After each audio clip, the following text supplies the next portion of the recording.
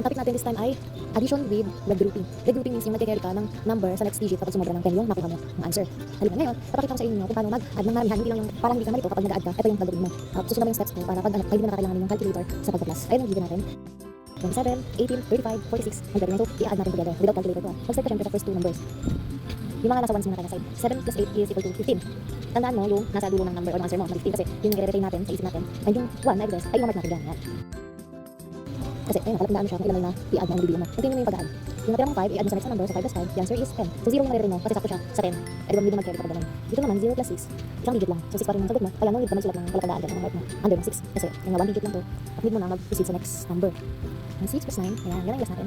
Which is ang answer ay 15. So ayan, ganun pa rin, i-retain natin yung 5 pero dito mo siya lalagyan natin siya sa answer. Kasi need mo nga kunin yung last digit. After yan, i-count mo ilang marks ang nakuha mo. So ibig sabihin, i-carry mo yung 3 sa next line or sa column ng tens na kasi lalo tayo sa ones. Sulat mo yung 3, then yun din, gawin mo yung pag-add katulad kanina. 3 plus 2, 5, tapos 5 plus 1, 6, 6 plus 3, 9, and 9 plus 4 ay 13. Ngayon, nag-digit tayo. So, hindi natin retain yung 3, and then mag-mark tayo. Under ng 4, kasi doon tayo mag-come up ng 2-digit answer. Ngayon, retain yung 3 plus 2 ay 5, then wala naman tayo pag-carry. So, pwede mo nang i-automatic i-double yung 1 sa yung 5, kasi wala naman na tayo next number. Pero kung meron, continuous lang yung pag-carry. Dahil wala naman yung mark natin, 1 lang din naman sa taas. Ang answer natin ngayon ay 155. Diba? Sa paraan na to, hindi mo na kailanganin yung calculator.